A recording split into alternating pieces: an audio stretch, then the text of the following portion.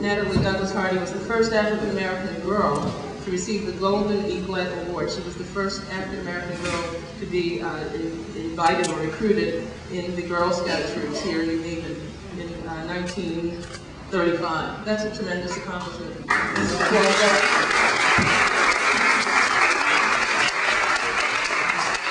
will tell us about the remaining or the important parts of her experience she wants to share, but let me say she certainly is a woman of God and has, in her church, been a servant leader, essentially, as Jackie Gracie said. Sorry.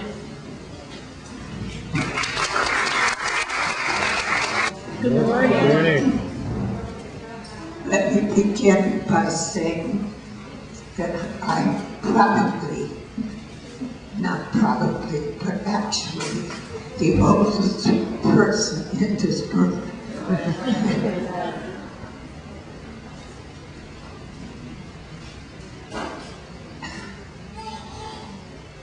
My motto has been ever since childhood,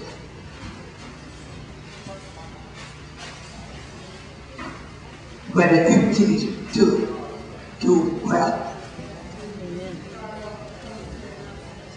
So whatever I have done that I have done well at, you might see in my bio. There are lots of things I've done in life that don't appear in my bio because I didn't do well at them. But thank God for a loving family. There's always been somebody in the life who has helped to mold my endeavors. I became a singer that, by the help of my parents, by the help of my church, by the help of my, what happened? But I love to work with figures, so that's what I do even today with the Dixville New Hopeville Senior Club. But whatever I do, I'm not a speaker to begin with, but whatever has been done in my life has been with the help of other people, without whom I could not have made any of this. I don't consider myself a leader. I hope I have been one. But young people, just grasp the day. Don't decide that what you have not been able to accomplish is the only thing that you want to do in life. There's so much out there, so many beautiful, wonderful things, beautiful, wonderful people. Just grasp the day, grasp the opportunity, read. Just be what you want to be, even if it's not what you want to be in the whole. But at that particular moment, if that's what you love, if that's what you want to do it. Love it.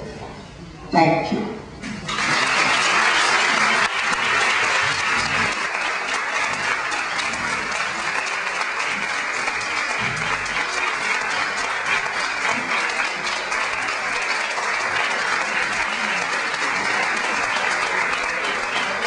Called leading by example. She, for instance, has been a member of her choir, Dixville United Congregational Church, for 68 years. That's leading by example. Her voice and her speech is not leading, and certainly her song to God is leading. For 75 years, excuse me, for 75 years at the church choir. Blessing from God and a blessing to us who never repent. Thank you so very much. All of these women really are, and pardon me for all of the educational allusions, but that's the world I live in. They really are living texts, and we are here to read them and to draw from them. It's a beautiful experience. We'll enjoy the morning already, and we're going to hear from another presenter. That is Dr. Sandra Holly, who is, let me just be accurate here, who is a full tenured professor at Southern Connecticut State University and currently the Dean of the Graduate School Studies at Southern. Dr. Holly.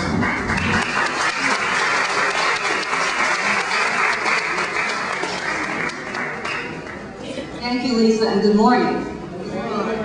I am truly honored and humbled to be in the presence of great women today, women for whom I hold in the highest esteem and admiration. These are women who have made significant contributions to their families, to their communities, to their professional disciplines, to the state, and to the nation.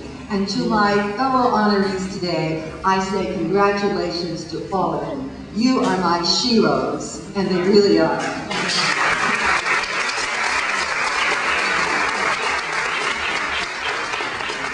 Next, I have to give special commendation to Ms. Jeanette Sykes and the Perfect Blend for organizing today's event.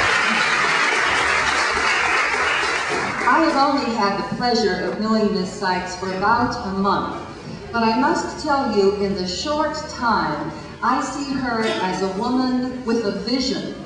She is also a woman on a mission, and she is a woman with a vision, on a mission with passion. And I want to congratulate her for her organization and her skill. Certainly this inaugural event is one that I hope will become institutionalized, and we will have this as the first of many more such events to occur. So congratulations to the Special Blend and to Ms. Sykes. These words, dare to dream the impossible dream and work to make it a reality, because your situation need not be your destination. Let me repeat that.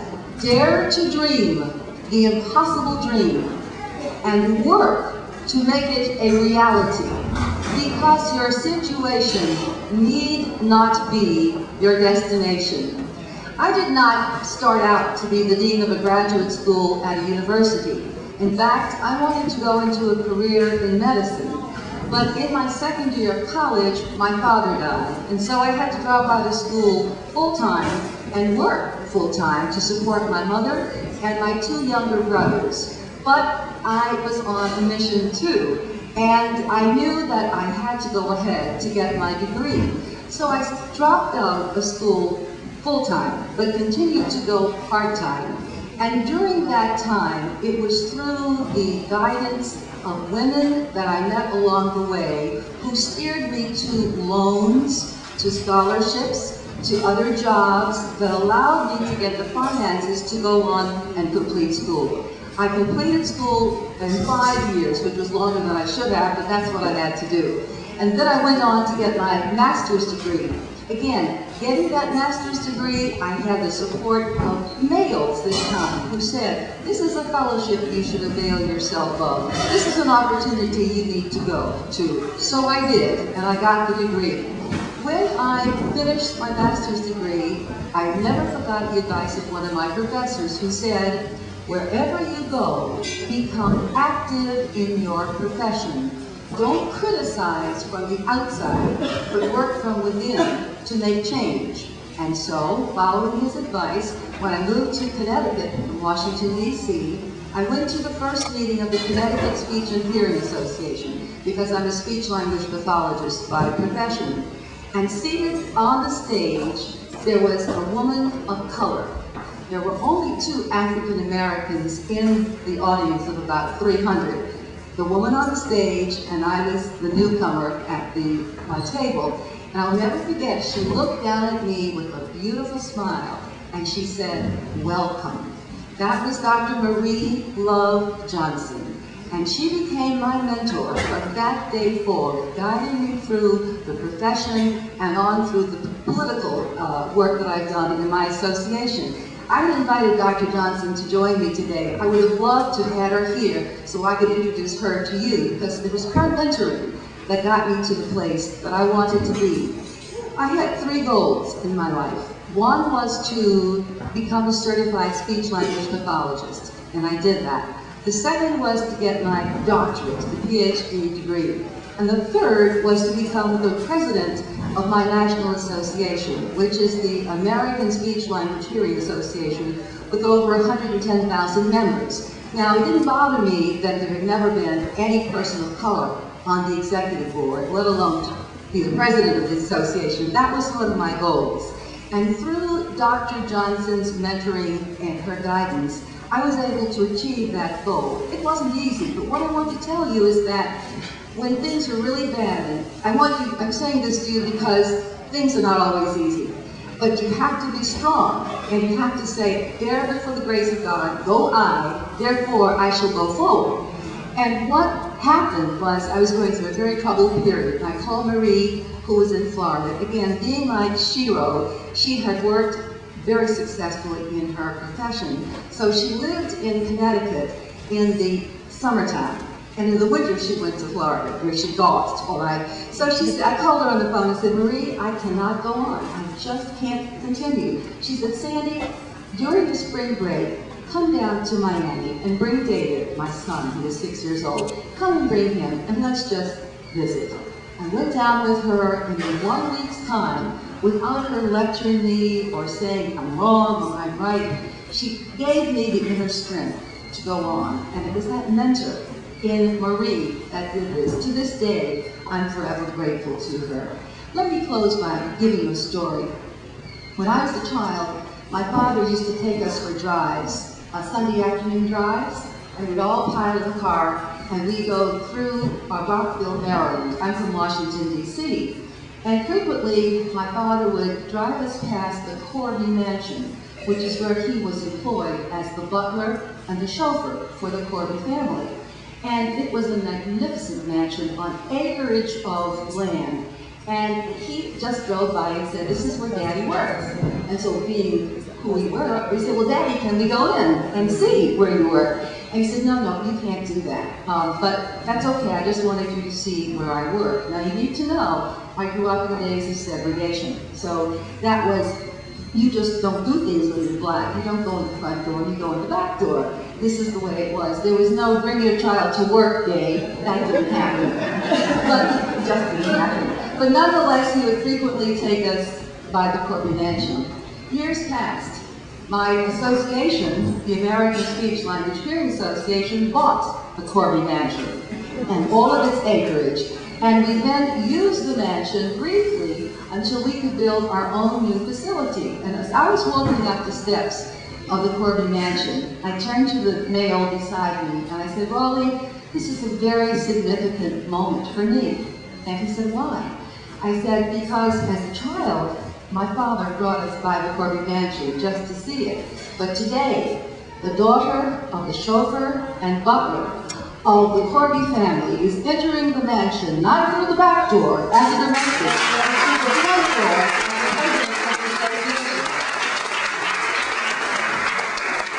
I say that to you to say, dare to dream the impossible dream and work to make it a reality, because your situation need not be your destination. Thank you.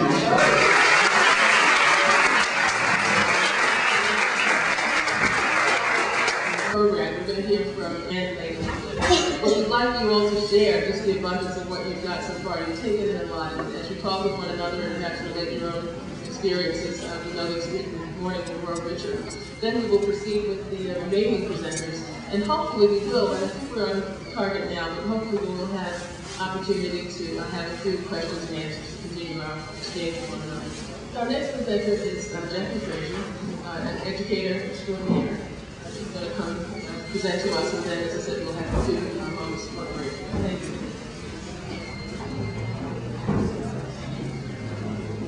For including me in your plans. Now, I'm not going to talk long, and my main objective today is to say, especially to the young people, I would like to offer my shoulders to you, because I stand on the shoulders of all of the women that you see standing here, sitting here. That's how I was able to move, by listening to the women that you see here, by trying to follow the women that you see sitting here. And many of you are sitting out here. You have been told, example, and that is true. But don't ever forget who you are. Each and every one of you, you are someone special. And don't let anyone tell you that you're not. Just a little bit of history about me, not much. I come from Louisiana. How do I get all the way to Connecticut? I don't know. But anyway, I graduated from Grambling College, which is a historical black college. And one of the things that I would encourage all young people to do is to visit schools. And not just schools in Connecticut. Because what I have found out is that most of our young people only know of Yale, only know of the University of New Haven, Quinnipiac, and UConn. There are other schools out there. Other schools with history, your history. And it's important that you know your history. I'd like to congratulate the Tuskegee Alumni Association and any others that makes sure our boys and girls know for whence we've come. We haven't arrived. Some of you may think so, but we haven't arrived yet. There is still much to be done.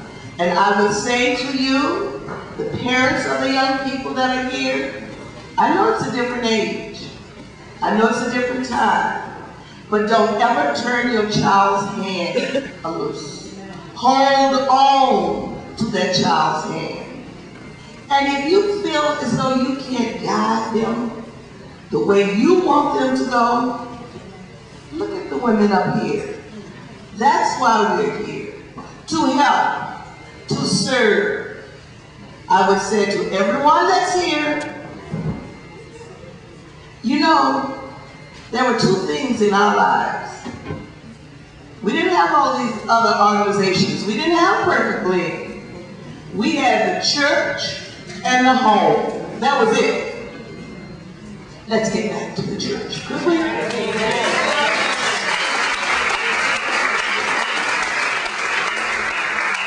Parents, don't be afraid to chastise your child. Children, accept it as love, because if it were not for your benefit, it would not be said. I need you. I need each and every one of you who are sitting here to talk to at least 5 more people when you leave here today. Tell them what happened here today. Not about me, but tell them. There was a lady that stood there and said, I can stand on her shoulders. And I want to see you doing that along with the other ladies that are here. We are here to help.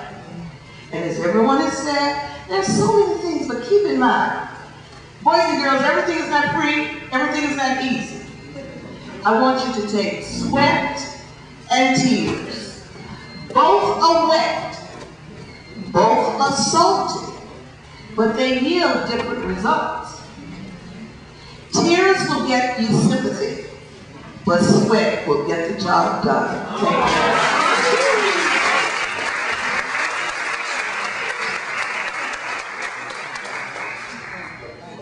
I like that. So let me scale back with all of you, but I have the pleasure young lady, Dr. Holly, some of you intimately, and it's so wonderful, ladies, to take the opportunity to come to events like this where you can mingle and network and meet other women that can possibly have a great influence on your life. I didn't come prepared with any words, and again, I believe in divine appointments, so I just want to let all of our young ladies know that, you know, anything is possible if you do believe, and I know a lot of us know that, but I walk by faith every day of my life.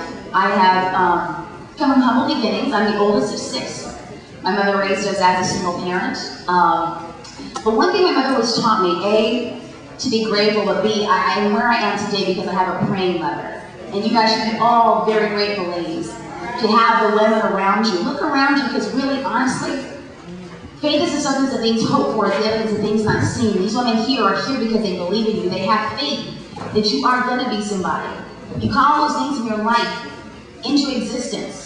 Do you know what I'm saying? These women here are because they truly believe in what you're doing and believe in wanting to see you excel and be the best that you can be. And again, I come from humble beginnings. I'm now in New Haven, Connecticut. It hasn't always been that easy. I've had to fight tooth and nail to get to where I'm at today. But just know that you're destined for greatness. Tell yourself that every day, that all things are possible if you just believe. And I really do buy into that every day of my life. I get up every morning, girls, every single morning, look in the mirror and just know. See, the difference between me and a lot of other girls that I work with and ladies that I work with is that I know that I know that I know that I know that I'm destined for greatness. It's really that simple. Do you know what I'm saying? So when people look at you, don't apologize about it, because you're going to want to get to know me when I get to where I got to go. You have to really digest that. So every day, ladies, especially my young sisters here, just know that you know that you know that you are the head and not the tail, that you are above and not beneath. Really know that. Like the days that you are down and out, and the days you're just like, you know what? I'm feeling funky today, I don't feel good about my body. Love and embrace who you are. And look at yourself and say, you know what? I am beautiful and I am somebody. Why? Because he says I am. Because my father owns a cattle on 1,000 hills. I never have a father. I really don't. I never have. And you know what happens is sometimes, I think what's wonderful about God is that he finds a way to fill that void in our lives if we let him. And so I didn't have a father, but he's given me wonderful people that can be and serve me in those areas of my life. So I stand before you whole. I stand before you encouraging each and every one of you girls. Just know that you can be whatever it is you want to believe. But I'm going to tell you something. The difference between a lot of people is they talk the talk but don't walk the walk. You see, let me tell you something. I would be in a network station. Just that simple. I'm where I am. I'm happy where I am. I'm working where I am. I have wonderful people that I work with. But I'm hungry. I'm hungry like you would not believe. You have to be destined. You got to know what you want. Dr. Holly, Carol Brown, you've got all these women up here that are telling you, focus. And that is really what you got to do. I always preach education. Just focus and know the difference between ordinary and extraordinary is just that one word, extra. You got to do the work. You got to do the work. If I told you how many tapes I sent out when I initially got into this business, you would laugh. But my mother used to always walk around, I'd be so embarrassed, I'd be like, mother, please. My mother's Hispanic, my father, of course, African American, and she would say, you know, Mija, you gotta go pound the pavement. You gotta pound that pavement. I have been told no all my life. I've lived in my car, I could go on and on and on, but you have to be determined and focused and just know that, you know what, if you just keep pushing forward, I don't care how many walls you come against. I don't care if you get in the ring and get knocked down. If you never get in the ring, you'll never know. You know, just step out on water and step out on faith. Start now deciding and thinking, okay, where do I want to go to college? Who do I want to be? What do I want to be? It is that important. It is incredibly vital that you kind of explore what it is you want to do. And get on the phone and call people. You know Miss Carol Brown up here? Call her and say, Miss Carol Brown, I think I like politics. Can I go to one of the meetings? Can you take me and just, you know, show me how the ropes go? Call Dr. Holly. I just met her and she's a graduate, or she works with the graduate students at Southern Connecticut State University. Hello? Can I get a scholarship in my life? I got my bag, I got my card, but it is important, young ladies, I encourage you that are here today. I'm here, and I was just telling Miss Jeanette, well, just met Jeanette, she sent me an email, I didn't know who Miss Jeanette was, but I was like, sure, I'll come and hang out, why not? You know, it's those little steps of just saying, you know what, I'm going to put it out there, I'm going to plant that seed, and somebody's going to water it, somebody's going to hear about it, and it's going to grow. So if I'm telling Miss Jeanette, I just told her, hey, listen, the ladies want to come by the station, hey, look, use me. You don't have to ask to tell me but one time, Desiree, come by, I'm coming. You know what I mean? Take people up on those opportunities and those places and times where they say, listen, let me help you. Take it. Stand on their shoulders. You know what? Anything you want to achieve, you can. You know, I just get so excited. People say, Desiree, you're always so excited in the morning because I know who my source is. I just know I'm so destined for greatness that I can taste it and I can smell it and I can feel it. When I tell you every day, honestly, I'm just like, honestly, I'm destined for greatness. Like, I just tell myself, like, I know that, like, whatever it is that you want, it's just so exciting to know that everything that I want in my life. Amen.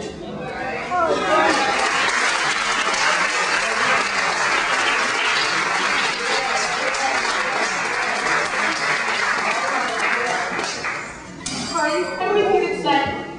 It's okay, that's why a good moment because my eyes were never a lot of it. I know what it's like to be on the opposite end. And to feel like what you really want isn't attainable. But I'm so grateful to have a mother who said, baby, you can make it.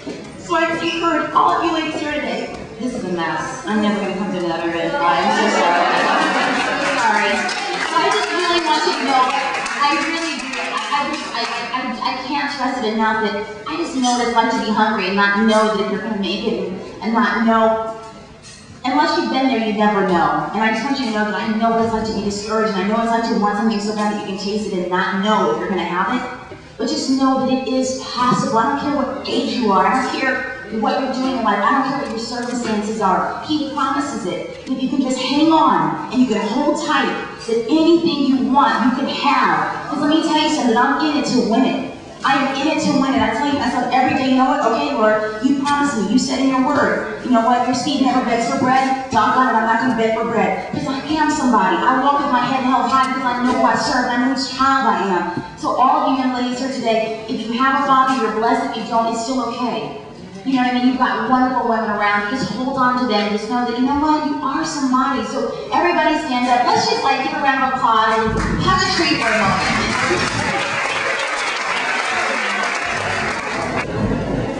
So many non-partisan hats that you may wear that I wear, that I'm usually able to say that I'm certainly hoping to bring a bunch to tonight. Okay, so we're going to start with Theodore Glover, who is a long-time activist in child development, grooming our children, and being in their corners, making sure that they become the holistic people we want them to grow into. The kind of person that we just saw with Desiree Fontaine. So this is lovely. We look forward to hearing from you.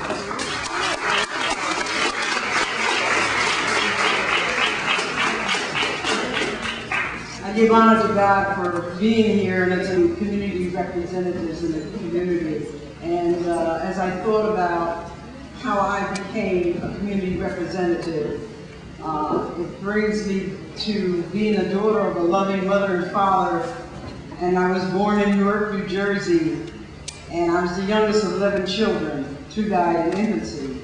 And we were raised in a small town in Nutley, New Jersey, and I graduated from Nutley High School after majoring in business. And as I reflect on my past and where I come from, I think of so many men and women who influenced my way of life today, especially women being honored here today. And I must reveal one special woman in my life, my mother, my mentor and shining star, who I know now was preparing me to be the woman I am today.